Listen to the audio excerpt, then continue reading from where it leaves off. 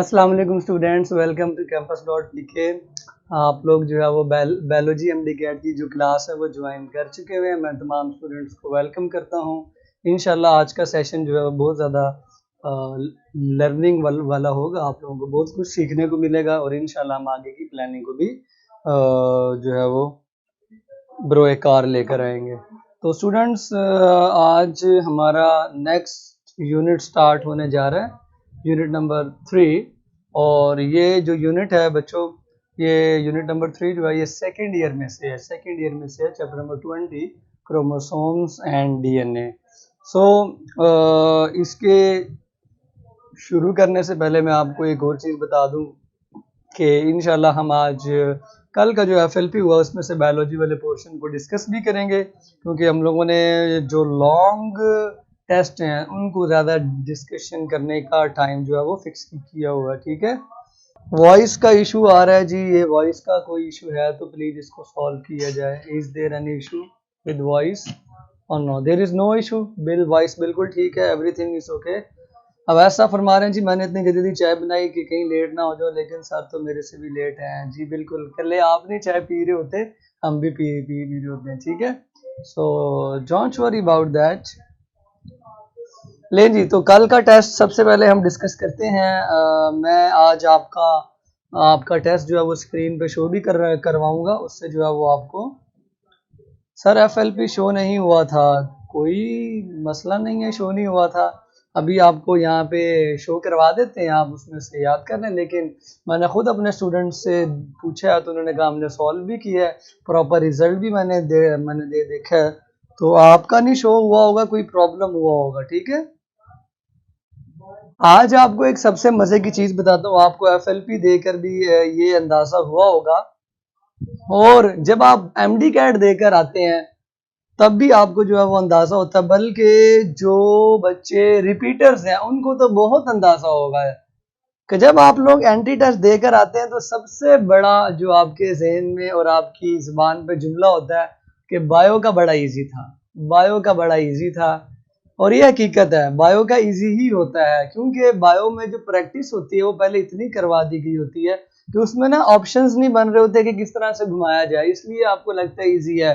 Chemistry physics में वो numericals में घुमा घुमा के दिमाग की खिचड़ी बना देते हैं, इसलिए ये लगता है कि उनके जो पोर्शंस है वो डिफिकल्ट है। बायो में ऐसा नहीं होता। बायो में कितना कोई एंगल से आप क्वेश्चन पूछेंगे, अल्टीमेटली जो बायो का पोर्शन होता है वो आसान होता है। ठीक है,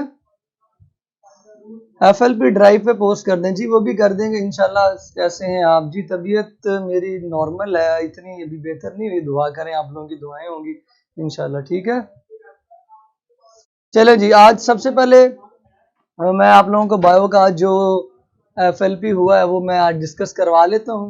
ठीक है, तो सबसे पहले हमारा जो क्वेश्चन है वो शो होगा। अगर ये मुझे भी शो करो, बल्कि मैं इसमें से खोल लेता हूँ। ठीक है, चलें जी। सबसे पहले खोलते हैं जी, मैं अपने मोबाइल में खोल लेता हूँ अपना टेस्ट। ठीक है, ताकि मैं यहाँ से देख के आपको बताता रहूँ, आप स्क्रीन पे देखिए। ठीक है, अच्छा ये वैसा फरमा रहे हैं कि आप पढ़ाते बहुत अच्छे हैं इसलिए इजी होता है। नहीं बेटे, ऐसी कोई बात नहीं है। ठीक है, yes sir I am repeater, it's reality. Yes sir you are right, I am repeater. बेटे देख ले, जो बच्चे नए हैं वो सीखें रिपीटर से। रिपीटर्स भी यही कह रहे हैं कि बायोलॉजी का पोर्शन एंट्री टेस्ट में भी आसान आता है, सो आपको घबराने की बिल्कुल जरूरत नहीं है। ठीक है, अच्छा यहाँ पे एक और क्वेश्चन, मैं आपको एक और बात आपको बताऊं। वो स्टूडेंट्स ना साइकी उनकी ये होती है कि वो चाहते हैं मुश्किल सवालात को हल करें। जब आप बार बार बायोलॉजी के मुश्किल सवालात को हल करते, आसान सॉल्व नहीं करते ना, तो आपके दिमाग में ये होता है कि मुश्किल ही आने हैं। फिर जब आपकी ये साइकी बन चुकी होती है कि टेस्ट आने ही मुश्किल है, एंटी टेस्ट आने ही मुश्किल है, तो फिर आसान क्वेश्चन को भी आप ये समझते हैं कि ये पता नहीं कितना मुश्किल है, इसमें ये जवाब नहीं है, कोई और है, इसमें कोई ना कोई तो बीच में गड़बड़ है। सो सीधे सीधे क्वेश्चंस को भी वो गड़बड़ समझकर गलत कर देते हैं। इसलिए ये बात ध्यान से बिल्कुल निकाल दें कि एमडी कैट में बहुत ज्यादा आपको घुमाया जाएगा। और कुछ सवाल होते हैं 80 क्वेश्चन अगर आपको आना ना, 80 में से कुछ 8-10 सवाल होंगे जिनमें आपको बहुत ज्यादा घुमाया जाएगा। 60 तो बहुत ज्यादा जो है ना इतने भी नहीं, मतलब नॉर्मल होंगे, आपको इसलिए घबराने की जरूरत नहीं है। सर चैप्टर सीक्वेंस से पढ़ा दें, इस तरह तो कुछ समझ नहीं आना बेटे। जिस तरह एमडी कैट का सिलेबस हमें उसी तरह ही समझना पड़ेगा, ठीक है। चलें, कितने ये सर्वे कर लेते हैं, आपकी क्लास से पूछ लेते हैं कितने स्टूडेंट्स चाहते हैं कि उनको एफएससी के मुताबिक पढ़ाया जाए। सिलेबस जो है ना, एफएससी का जो सीक्वेंस है उसके मुताबिक पढ़ाया जाए, और कितने बच्चे कहते हैं कि उनको जो एमडी कैट का सिलेबस है उसके मुताबिक ही पढ़ाया जाए। एमडी कैट के सीक्वेंस में चेंजिंग है, वो एफएससी वाला सीक्वेंस नहीं, उसमें कुछ यूनिट्स पहले पार्ट 1 से या फिर पार्ट 2 से या फिर पार्ट 1 इस तरह मिक्स किया हुआ है, ठीक है। तो आप इसमें से एक जो है वो चूज करें। मैं चेक कर लेता हूँ, देखते हैं कौन से बच्चे जो है वो ज्यादा चाहते हैं। चलें जी, आप हर चीज को अच्छा एक्सप्लेन करते हैं, थैंक यू। लें जी, अब आप जो है वो एक तो इस सवाल का जवाब दे दें। MD CAT, MD CAT, MD CAT, UHS, UHS, MD CAT, UHS, MD CAT mean UHS, ठीक है, यूएचएस का जो टॉपिक है, एमडी कैट, एमजी कैट। लें जी, आपके सामने ही है। मोस्टली स्टूडेंट्स वो यही चाहते हैं कि उनको यूएचएस एमडी कैट के सीक्वेंस के मुताबिक पढ़ाया जाए, उसी के सीक्वेंस के मुताबिक ही जो है वो देखें। अब कुछ बच्चे एफएससी चाह रहे हैं, तो देखें ज्यादा बच्चे जो चाहेंगे, और वैसे भी जो है ना एमडी कैट के सीक्वेंस को फॉलो करके ही फायदा है, टीचर्स भी ज्यादा अच्छा समझते हैं। सो एमडी कैट ऑलमोस्ट 90% स्टूडेंट्स जो हैं वो यूएचएस यानी एमडी कैट के सिलेबस को फॉलो करना चाहते हैं। सो उसी का फायदा है। अगर आप मुझ पे छोड़ते हैं तो मैं भी यही सजेस्ट करूं कि एमडी कैट के मुताबिक चला जाए, आसानी होगी, ठीक है। मुश्किल होती है शुरू में, लेकिन आपको पता है जब आप मुश्किल चीजें करना शुरू होते हैं तो आपके लिए रास्ते खुलते हैं। चलें बच्चे, अब मैं आपके सामने जो है ये रख रहा हूं सारे एमसीक्यूज। सबसे पहला एमसीक्यू है, if the objective lens is 50x and eye lens is 30x, then the magnification of microscope will be। तो पहले का आंसर है बच्चों, मल्टीप्लाई कर दें सिंपल। जब आपको दो लेंस की वैल्यू दी गई होती है तो आप मल्टीप्लाई करते हैं दोनों लेंस की वैल्यूज को, और आपके पास जो है वो आंसर आ जाता है। सो जब आप इनको मल्टीप्लाई करेंगे तो स्टूडेंट्स आंसर आपके पास आएगा 1500x। तो पहले का आंसर है 1500x। उसके बाद सेकंड है बच्चों, magnifying power of electron microscope as compared to light microscope. तो ये सिंपल सा एक रूल है कि लाइट माइक्रोस्कोप की हमारी आंख से 500 गुना ज्यादा मैग्निफिकेशन होती है, और इलेक्ट्रॉन माइक्रोस्कोप की लाइट माइक्रोस्कोप से 500 गुना मैग्निफिकेशन जो है वो ज्यादा होती है। सो 500x है। हाँ, अगर इलेक्ट्रॉन माइक्रोस्कोप की आंख से पूछी जाती, आंख से कितनी ज्यादा है, तो फिर 2,50,000 टाइम ज्यादा हो जाती, ठीक है। लेकिन इसका आंसर सी है, चार्ली। इसको सीटा भी कहेंगे, ठीक है, अक्सर मैं इसको सीटा कह देता हूँ। Very good. अच्छा, आप लोग भी जो है ना वो जवाब कमेंट करें, ठीक है, ए बी सी ना कमेंट करें, जवाब लिख के कमेंट करें ताकि आपको ये याद हो जाए, ओके। उसके बाद they are present in both animal and plant cell. तो वो कौन से ऑर्गेनेली हैं जो दोनों में होते हैं? तो आंसर है बच्चों वैक्यूल्स। वैक्यूल जो होते हैं ना बच्चों वो दोनों में होते हैं, लेकिन फर्क ये है कि प्लांट्स में वैक्यूल बड़े होते हैं और एनिमल्स में वैक्यूल छोटे होते हैं। लाइसोसोम सिर्फ एनिमल में होते हैं, सेंट्रियोल सिर्फ एनिमल में होते हैं, सेल वॉल सिर्फ प्लांट्स में होती है। सो बाकियों को भी मैंने डिस्कस कर दिया। अच्छा बच्चों, अच्छा अब आपके ना कमेंट सिर्फ इनके वो होने चाहिए, ठीक है। नेक्स्ट आपका, most of the plants lack following organelles except mitochondria. क्योंकि जो ए बी सी हैं, फ्लैजेलम, लाइसोसोम और सेंट्रियोल, ये तीनों प्लांट्स में नहीं होते हैं, सिर्फ कौन होता है? माइटोकॉन्ड्रिया। सो आपने वो बताना है जो होता है, लैक नहीं होते मतलब सारे, एक्सेप्ट कौन है, तो वो आपने जवाब दे दिया, माइटोकॉन्ड्रिया होता है। अच्छा जी, उसके बाद है a cell interacts with external environment through. External environment से एक सेल किस तरह से इंटरेक्ट करता है? तो सेल की बाहर वाली जो चीज होती है उसी से सेल बाहर वाले एनवायरनमेंट के साथ सिग्नलिंग भी करता है। इसको हम आमतौर पर सेल सिग्नलिंग कहते हैं। सेल सिग्नलिंग, सेल सिग्नलिंग करता है किसके जरिए बच्चों? मेम्ब्रेन के जरिए। प्लाज्मा मेम्ब्रेन जो होती है उस मेम्ब्रेन के ऊपर रिसेप्टर्स भी लगे होते हैं, कई चीजें लगी होती हैं जिनके जरिए जो सेल होता है वो बाहर वाले ऑर्गेनेलिस के साथ कंपेयर इन्वायरमेंट के साथ इंटरेक्शन कर रहा होता है। उसके बाद नेक्स्ट जो आपका एमसीक्यू है दैट इज, नेक्स्ट आपको एमसीक्यू शो करवाते हैं आपके सामने। नेक्स्ट एमसीक्यू शो करवा दिया जाए, नेक्स्ट एमसीक्यू शो करवा दिया जाए भाई जल्दी से। हाँ जी, तो नेक्स्ट एमसीक्यू है exocytosis of an apoptotic body.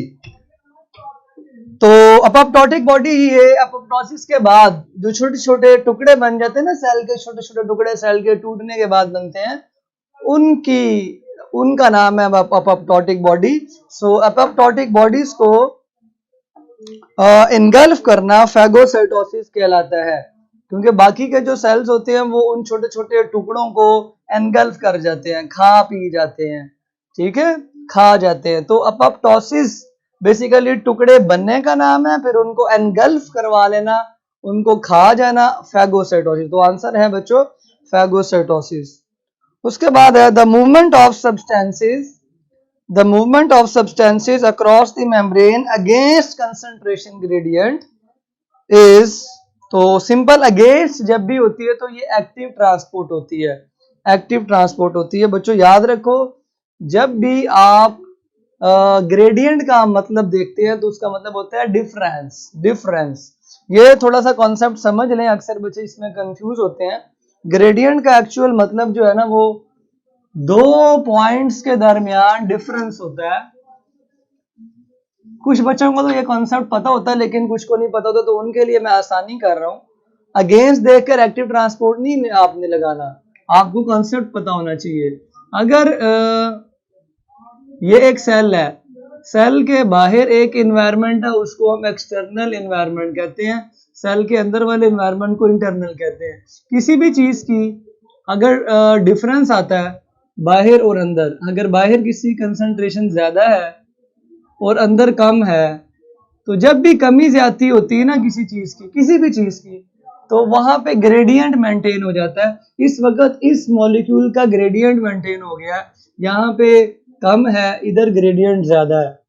इसी तरह प्रेशर कहीं पे ज्यादा हो जाए, दूसरी जानिब कम हो, तो प्रेशर का ग्रेडियंट पैदा हो जाता है।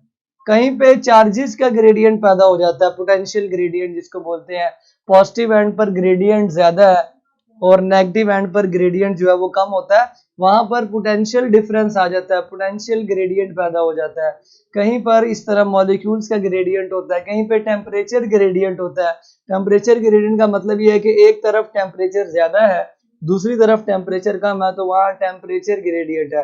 तो कहीं भी किसी भी जगह आपको ये कॉन्सेप्ट मसला नहीं करेगा, ग्रेडियंट हमेशा उधर होता है जहां डिफरेंस आ जाए, एक तरफ चीज ज्यादा है और एक तरफ कम है, वो किसी भी चीज का हो सकता है। अब ये किस चीज का ग्रेडियंट है जो आपको पढ़ाया जा रहा है, जो मूवमेंट में इंपॉर्टेंट है? ये कंसंट्रेशन ग्रेडियंट है। ये कौन सा है बच्चों? कमेंट करेंगे सारे लोग। This is the concentration gradient. एक तरफ कंसंट्रेशन ज्यादा है और एक तरफ जो है वो कंसंट्रेशन कम है, तो ये कंसंट्रेशन का ग्रेडियंट है। इसी तरह मैंने आपको बाकी एग्जांपल्स भी बताई।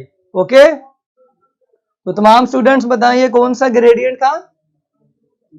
आप इस ग्रेडियंट को आप किसी भी फॉर्मूले पे अप्लाई कर सकते हैं। मैंने आपको बताया प्रेशर पर, पोटेंशियल पर, चार्जेस के ऊपर, टेम्परेचर के ऊपर, कहीं भी ग्रेडियंट हो उसका मतलब है एक तरफ चीज ज्यादा है और एक तरफ चीज कम है। So this is a concentration gradient. जब मूवमेंट कम से ज्यादा की तरफ होती है तो वो अगेंस्ट कंसंट्रेशन जा रही होती है, जब वो ज्यादा से कम की तरफ आ रही होती है तो वो अक्रॉस कंसंट्रेशन जा रही होती है। सो ये दो वर्ड है बड़े इंपॉर्टेंट है, एक अक्रॉस और एक अगेंस्ट। बहुत ज्यादा इस्तेमाल होते हैं ये।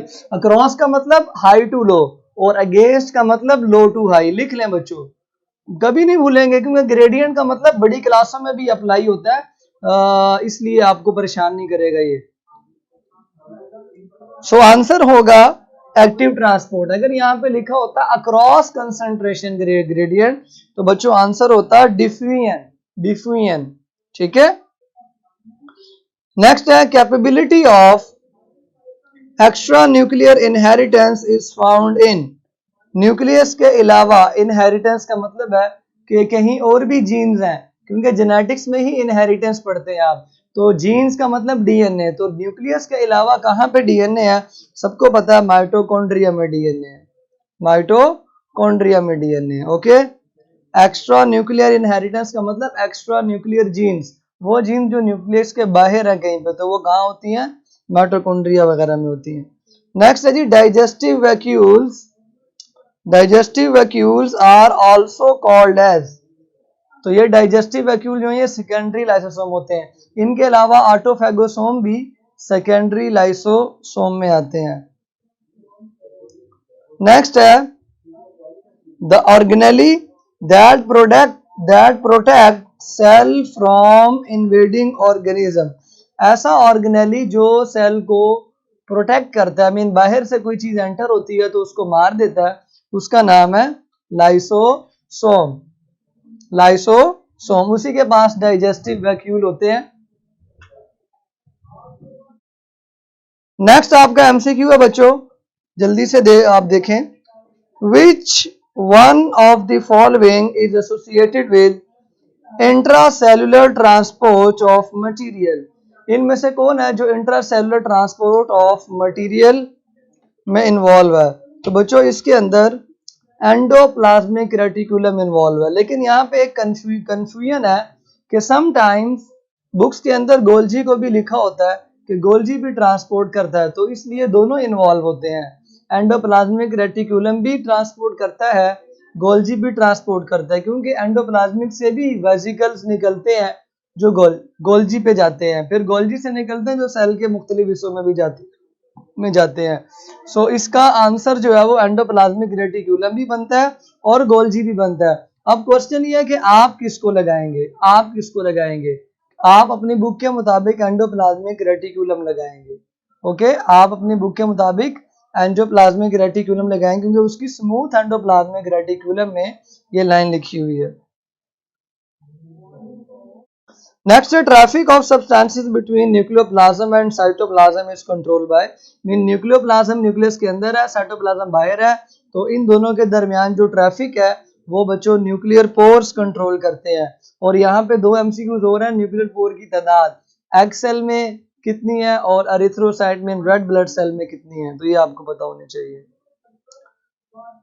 Dash and dash have same number of chromosome. इसमें से बहुत ज्यादा एमसीक्यूज बनते हैं, नंबर ऑफ क्रोमोसोम्स के पॉइंट से बहुत ज्यादा एमसीक्यूज बनते हैं, तो वो आपने करने हैं बच्चों जल्दी से। हाँ जी, आंसर है जी इसका चिंपैंजी एंड पोटैटो। मेरा ख्याल है इन दोनों के अंदर जो है ना 48 क्रोमोसोम होते हैं। अब मुझे बताएं मैन के अंदर कितने क्रोमोसोम होते हैं और फ्रॉग के अंदर कितने क्रोमोसोम होते हैं, ड्रोसोफिला के अंदर कितने क्रोमोसोम होते हैं? हाँ जी बच्चों, इन जो मैंने तीन चीजें आपसे पूछी हैं, ह्यूमन का बताएं, ह्यूमन के अलावा आप मुझे बताएं ड्रोसोफिला का बताएं और फ्रॉग का बताएं। हरी अब बच्चों। नेक्स्ट है the raw material is synthesized in endoplasmic reticulum, converted into finished products in. तो आप सबको पता है जी गोल्जी अपरेटस। गोल्जी अपरेटस के अंदर उसको फिनिश प्रोडक्ट में कन्वर्ट किया जाता है, चाहे वो प्रोटीन हो चाहे वो लिपिड हो, चाहे वो प्रोटीन हो या लिपिड हो, दोनों की पैकिंग जो होती है वो गोल्जी में होती है। और दोनों बनते हैं कहाँ पे? एंडोप्लाज्मिक में। लिपिड स्मूथ एंडोप्लाज्मिक में बनते हैं और जो प्रोटीन होती है वो रफ एंडोप्लाज्मिक रेटिकुलम बनती है। उसके बाद ribosomes move on messenger RNA. इस स्टेटमेंट से बहुत चीजें क्लियर होती है। पहली बात तो ये क्लियर होती है कि ट्रांसलेशन के दौरान राइबोसोम मूव करते हैं, मैसेंजर आरएनए मूव नहीं करता। पहली बात तो ये क्लियर होती है, स्टेटमेंट से क्लियर होती है। दूसरी बात डायरेक्शन आपने बतानी है 5 to 3, 5 एंड और 3 एंड। मैंने आपको डीएनए वाले टॉपिक में एक्सप्लेन किया था 5 प्राइम का मतलब क्या है और 3 प्राइम का मतलब क्या है। सो 5 प्राइम जहाँ पे कार्बन नंबर 5 मौजूद हो और वहां पे आगे कोई न्यूक्लियोटाइड ना हो, और नंबर 3 प्राइम जो होता है वो दूसरी साइड होती है जहाँ पे थर्ड कार्बन आ रही होती है। Inner chamber of mitochondria, next MCQs show करवाए जाए। Next MCQs,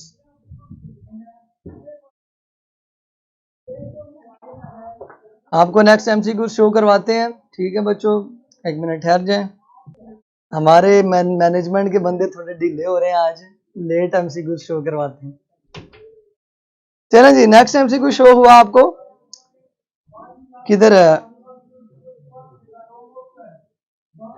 inner chamber of mitochondria, ये ना चैम्बर का पूछा हुआ है कि इनर, अगर मैं आपके सामने माइटोकॉन्ड्रिया बनाऊं बच्चों, माइटोकॉन्ड्रिया बनाए आपके सामने, यहाँ पे जगह है बनाने के लिए, ध्यान से देखिएगा। कुछ बच्चों ने ना इसका आंसर क्रिस्टा लगा दिया, क्रिस्टा, हालांकि ये इनर मेम्ब्रेन के बारे में नहीं पूछा गया, ये इनर चैम्बर के बारे में पूछा गया है। ये अगर आपका माइटोकॉन्ड्रिया है, ये सारा इनर चैम्बर है जिसको इनर कंपार्टमेंट भी कहते हैं। ये पूरा चैम्बर का मतलब होता है खाना, खाना कंपार्टमेंट, ये पूरा इनर चैम्बर है और इसको हम मैट्रिक्स भी कहते हैं, इनर कंपार्टमेंट भी कहते हैं। सो इसका आंसर जो है वो बना मैट्रिक्स, या इसको इनर माइटोकॉन्ड्रियल मैट्रिक्स भी कहते हैं, इसको इनर कंपार्टमेंट भी कहते हैं। सो कई नाम है इसके। ले जी, मैट्रिक्स हो गया। उसके बाद नेक्स्ट आपका जो एमसीक्यू है, a crista is made up of, कौन सी मेम्ब्रेन? क्रिस्टा किस मेम्ब्रेन की बनी हुई है? तो याद रखो बच्चों, क्रिस्टा लिपोप्रोटीन की बनी हुई है। अगर आप माइटोकॉन्ड्रिया की डायग्राम के नीचे लिखी हुई रेड लाइंस को पढ़ें, तो वो कुछ बच्चे पढ़ते हैं कुछ बच्चे नहीं पढ़ते, तो अगर आप उन रेड लाइंस को पढ़ें तो बच्चों आपको मिलेगा वहां पे लिखा हुआ क्रिस्टा लिपोप्रोटीन की बनी हुई होती है। और ये बात बड़ी इंपॉर्टेंट है, जो बच्चे एमडी कैट वाकई क्लियर करना चाहते हैं वो आदत बना लें डायग्राम्स के ऊपर गौर करना, क्योंकि जो एमडी कैट के कुछ एमसीक्यूज जो तंग करने वाले होते हैं ना, वो भी तंग करने वाले नहीं होते, वो डायग्राम्स में से और डायग्राम्स के नीचे रेड लाइंस में से जो है ना वो निकाले गए होते हैं, इसलिए बच्चों को लगता है कि ये मुश्किल है, हालांकि होते वो भी बुक में से ही है। बाकी तो टेक्स्ट में से होते हैं ना, वो तो आसान लगते हैं, जो मुश्किल लगते हैं वो डायग्राम्स के बीच में से निकाले गए होते हैं। सो डायग्राम्स को अच्छी तरह घूरने की आदत बनाएं, उनको गुस्से से देखें, उनकी हर चीज को ऑब्जॉर्व करें, और उनके नीचे जो रेड लाइन है, रेड का मतलब ही यही होता है, रेड का मतलब ही यही है कि ये रेड अलर्ट है, इसको पढ़ें। ठीक है, ये रेड अलर्ट है, हम लोग उसको ग्रीन समझते हैं, तो वो रेड लाजमी पढ़ा करें। तो वहां लिखा हुआ कि वो लिपोप्रोटीन की बनी होती है। Which region of the nucleolus has DNA? इसका आंसर है सेंट्रल फिब्रिल, सेंट्रल फिब्रिल, दरमियान वाला, क्योंकि डीएनए धागा है तो धागे मौजूद होने की वजह से दरमियान वाला इलाका न्यूक्लियोलस का फिब्रिल है, उसमें राइबोसोमल आरएनए भी होता है और राइबोसोमल डीएनए भी होता है। ठीक है, मैं सबकी नहीं बात कर रहा, कुछ बच्चे नहीं करते कुछ करते हैं। ठीक है, लें जी, तो इसका आंसर है central fibril, central fibril mean दरमियान वाला फिब्रिल एरिया। नेक्स्ट है जी, अच्छा आप जो मैं ये जो डिस्कशन है ना, इसको बच्चों डिस्कशन ना समझे, ये आप लोगों की बहुत इंपॉर्टेंट गाइडलाइन है, क्योंकि एमडी कैट में कोई रॉकेट साइंस नहीं आनी ऊपर से, वही सिलेबस होना जो आपने पढ़ा है, बस किस तरह आप लोगों ने उसको मैनेज करना है वो सिखाया जा रहा है, तो इसको सीखें। ठीक है जी, कहां कहां से एमसीक्यूज बनते हैं और किस तरह से। नेक्स्ट है जी, which of the following always contain DNA? इनमें से कौन सा ऐसा ऑर्गेनेली है जिसके पास डीएनए लाजमी होगा? तो बच्चों माइटोकॉन्ड्रिया, माइटोकॉन्ड्रिया के पास अपना डीएनए होता है, अपना डीएनए, दैट इज वाई उसको हम सेल्फ रेप्लिकेटिंग भी कहते हैं। सो आंसर है माइटोकॉन्ड्रिया। उसके बाद है जी, rough endoplasmic reticulum is involved in, तो rough endoplasmic reticulum simple involved होते हैं प्रोटीन सिंथेसिस में। बाकी जो बी ऑप्शन है, सी ऑप्शन है और डी ऑप्शन है बच्चों, ये smooth endoplasmic reticulum, smooth endoplasmic reticulum जो है उसके फंक्शन लिखे जो है वो लिखे हुए हैं। ठीक है बच्चों, तो नेक्स्ट हमारा जो बनेगा, कितने शो हो गए हैं? हाँ जी, नेक्स्ट इनको शो करवाई जाए। नेक्स्ट है जी All of the following are present in mitochondria except. All of the following are present in mitochondria except. तो माइटोकॉन्ड्रिया के अंदर सारा कुछ होता है सिवाय थैलाकॉइड मेम्ब्रेन के, वो क्लोरोप्लास्ट में प्रेजेंट होती है. So thylakoid are not present in. Management ने मुझे भी गायब कर दिया है, क्या किया जाए इनका. परेशान नहीं होना बच्चों, मैं अभी आ रहा हूँ, बस 2-4 सेकंड. लेकिन देखा मैं आ गया ना, कहीं नहीं जा रहा था मैं. Centriole is composed of, next MCQ है, centriole is composed of 9 triplets of microtubule. अब देखें ये माइक्रोट्यूब्यूल्स का जो क्वेश्चन था ये कितनी मर्तबा मैंने दिया और हर दफा ही स्टेटमेंट चेंज कर दिया है. बस यही कुछ होना होता है एमडीकैट में. कितनी मर्तबा जो है वो मैंने माइक्रोट्यूब्यूल्स जो कि सेंट्रियोल में होती है उनका एमसीक्यू दिया और कितनी मर्तबा जो है ना उनका मैंने चेंज कर दिया. So 9 triplets of microtubule. Which of the following acts as a site of storage of water and salt. Simple है, वैक्यूल.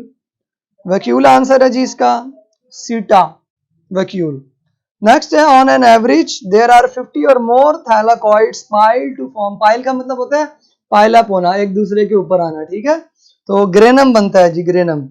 अब इंटरग्रेनम कब बनता है? इंटरग्रेनम बनता है जब दो ग्रेनम आपस में मिलते हैं नॉन ग्रीन पार्ट से.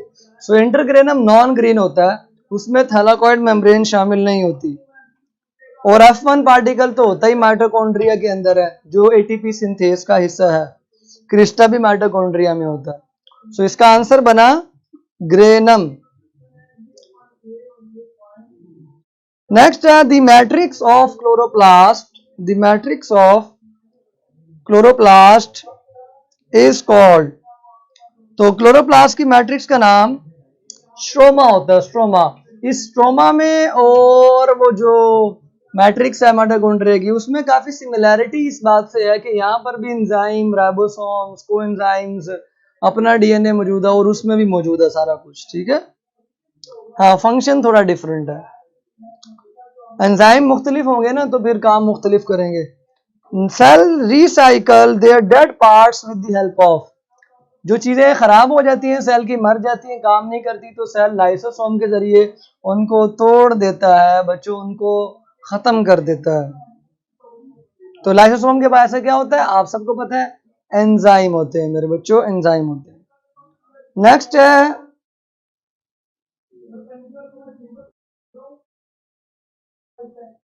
अच्छा जी, नेक्स्ट शो करवाई जाए. इसका मतलब ये खत्म हो गई है, नेक्स्ट शो करवाई जाए.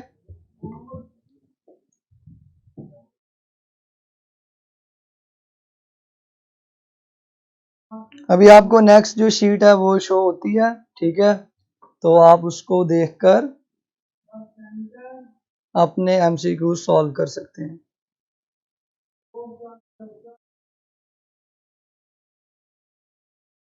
किधर गए?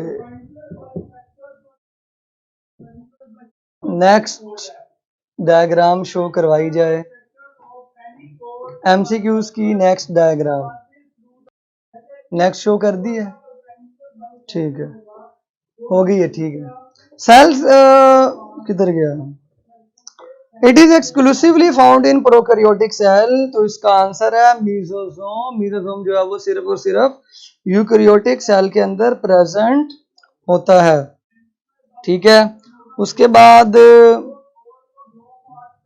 नेक्स्ट जो है वो आपका unlike prokaryotic cell, eukaryotic cells have nuclear membrane. Nuclear membrane. अच्छा, ये थोड़ा चेंज हो गया था एमसीक्यूज, वहां पे मैंने न्यूक्लियर मेम्ब्रेन कटवा दिया था शायद, वहां पे न्यूक्लियोसोम आंसर था जो आपको मैंने दिया था ना, क्योंकि न्यूक्लियोसोम के अंदर प्रोटीन शामिल होती है जो कि प्रोकैरियोटिक क्रोमोसोम के अंदर नहीं होती. प्रोकैरियोटिक क्रोमोसोम के अंदर सिर्फ और सिर्फ जो है वो डीएनए होता है, जबकि यूकैरियोटिक क्रोमोसोम के अंदर डीएनए के साथ साथ दरमियान में इसके अंदर हिस्टोन भी होती है. सो वो प्रोटीन होती है, तो ये दोनों मिलकर न्यूक्लियोसोम बनाते हैं. तो मैंने ये स्टेटमेंट थोड़ी चेंज करके दी थी टेस्ट में, यहाँ पे पुरानी ही लिखी हुई है। सो वहां पे आंसर न्यूक्लियोसोम था जो मैंने कल दिया था, ठीक है, nucleosome. They maintain the cell turgor responsible for support and rigidity of leaves and younger part of the plant. Simple vacuole के अंदर पानी स्टोर होता है, उसकी मेम्ब्रेन होती है टोनोप्लास्ट, वही जो है इस काम को करती है। Next, dash develop a basic framework of plasma membrane. तो सिंपल इसका आंसर है फॉस्फोलिपिड, क्योंकि सारी प्रोटीन फॉस्फोलिपिड के अंदर ही धंसी हुई होती हैं, मोज़ेक मैनर के अंदर, मोज़ेक मैनर के अंदर। खत्म। लें जी, आपके जो हैं वो एमसीक्यूज खत्म हो गए हैं। इसमें से अगर आपने कोई क्वेश्चन करना है अभी भी तो मुझसे कर सकते हैं, ठीक है। और आज एक मैं आपके लिए चीज सोच रहा था, वो ये थी कि मैं आज आप लोगों का जो नेक्स्ट चैप्टर स्टार्ट करवाना है ना, क्रोमोसोम एंड डीएनए, उसकी जो इंट्रोडक्शन है क्रोमोसोम्स के बारे में, जो मैंने आपको चैप्टर 4 के अंदर भी करवाया था, किसी को याद हो, चैप्टर 4 के अंदर भी मैंने आपको करवाया था, और आपने वैसे सेकंड ईयर में पढ़ा भी होगा, तो क्यों ना आज बगैर पढ़ाए उनके छोटे से एमसीक्यूज का टेस्ट लेते हैं, सिर्फ ये देखने के लिए कि आप लोगों ने सेकंड ईयर में क्या कुछ किया हुआ है। क्यों बच्चों, क्रोमोसोम्स का टॉपिक इंशाल्लाह कल पढ़ाऊंगा मैं आपको डिटेल के साथ, और उसमें बड़ी इंपॉर्टेंट चीजें, कॉन्सेप्ट क्लियर होंगे। लेकिन मैं चाहता हूँ जरा आज आपका ना एक शॉर्ट सा सरप्राइज टेस्ट हो जाए क्रोमोसोम्स के बारे में, ताकि मुझे भी आइडिया हो कि आप लोग कितने पानी में हैं। क्यों बच्चों, are you ready for this surprise test? ये गायब कर दिया जाए। Are you ready students for this surprise test? Here is the surprise test. कौन कौन बच्चा आप में से रेडी है? आज का सारा दिन जो है ना वो मुख्तस था डिस्कशन के लिए, लेकिन मैं चाह रहा था कि डिस्कशन के साथ आपसे ना कोई इंटरेक्शन भी की जाए, जरा मजेदार किस्म की हो जाए। क्यों बच्चों, हो जाए? सर आपसे एक रिक्वेस्ट है कि आप प्लीज टेस्ट के अंदर स्किप का ऑप्शन दें। नहीं बेटे, स्किप का ऑप्शन देंगे तो सारे बच्चे स्किप करते रहेंगे। जो चीज डाल देना फिर उसका असर होता है। स्किप नहीं दिया इसका मतलब आपने छोड़ना नहीं है, करके ही आगे जाना है। हाँ जी, आर यू रेडी गाइस? तो टेस्ट स्टार्ट करते हैं आपका फिर, है क्या ख्याल है? चलें जी, मेरे ख्याल है सारे रेडी हैं, तो टेस्ट लेते हैं जी। आपका लिख दिया मैंने सरप्राइज टेस्ट, लेकिन ये सरप्राइज इस सेंस से नहीं है क्योंकि इसका आपने पढ़ भी लिया था, क्रोमोसोम एंड डीएनए, वहां पे चैप्टर नंबर 4 के न्यूक्लियस वाले टॉपिक में, और चैप्टर नंबर 20 में भी आपने पढ़ा हुआ। सो अब हम टेस्ट लेते हैं आपका, ठीक है जी। टेस्ट स्टार्ट करवा दिया जाए, इनका टेस्ट स्टार्ट कर दिया जाए। ले जी, टेस्ट आपकी स्क्रीन पे शो हुआ है, आपने इसको सॉल्व करना है और आंसर करने हैं, ठीक है जी। देखते हैं आपकी सेकंड ईयर कितनी स्ट्रॉन्ग है, कितना आप लोग जो है ना वो पहले से एक्टिव रहते हैं, चीजों को रीड करते हैं। नेक्स्ट चैप्टर जो है ना, अब मैंने बता दिया क्रोमोसोम एंड डीएनए, उसको आप पढ़ना स्टार्ट कर दें, ठीक है।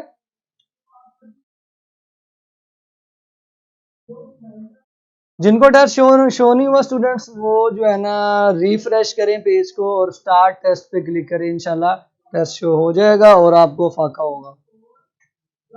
ले स्टूडेंट्स, आपके टेस्ट खत्म होने में सिर्फ जो है वो ऑलमोस्ट 1 मिनट बाकी है। इस 1 मिनट के अंदर अंदर अपने टेस्ट को जल्दी से सॉल्व कर लें, ठीक है। उम्मीद है ये सरप्राइज टेस्ट एंजॉय किया होगा आपने, कर भी रहे होंगे जिनका अभी तक खत्म नहीं हुआ है।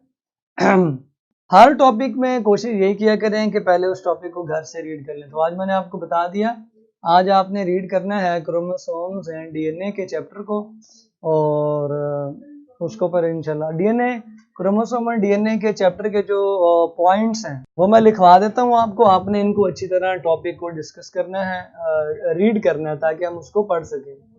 इंट्रोडक्शन पढ़ना है आपने कंप्लीट, रेप्लिकेशन का टॉपिक पढ़ना है कंप्लीट, रेप्लिकेशन के अलावा आपने ट्रांसक्रिप्शन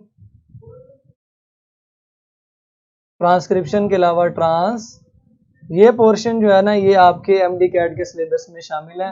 सो इसको आपने इंट्रोडक्शन में सारा क्रोमोसोम, डीएनए, क्रोमैटिड, क्रोमोसोम, सेंट्रोमेयर्स, टीलोमेयर्स, ठीक है, और जीन्स, सारा कुछ इंट्रोडक्शन में मैंने लिख दिया।